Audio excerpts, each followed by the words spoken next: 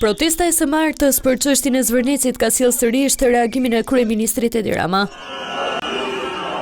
Duke postuar një video në Facebook, ku protestuesit i bënin thirrje qytetarëve të mbledhur në një fan zonë në qendër të Tiranës, që t'i bashkohen protestës, kreu i qeverisë cilësoi lëvizjet e tyre intimiduese.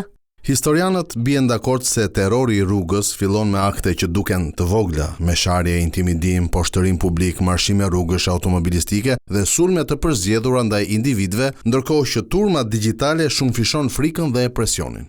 Me tone të ashpra, Rama tha se askush nuk mund të linçojë qytetarët që nuk janë bashkuar turmave. Një grup vendos se ka të drejtë të friksojë të tjerët për hir të atdheut. Britma zë vendin e argumentit, rrethimi zë vendin e dialogut, intimidimi paraqitet si aktivizëm dhe linçimi publik i tradhtarëve si drejtësi e Zotit në emër të popullit. Prej më shumë se 2 javësh qytetarë dhe aktivistë janë mbledhur në protesta, ku kërkojnë anulimin e projektit të Zvërnecit dhe largimin e kryeministrit Edi Rama.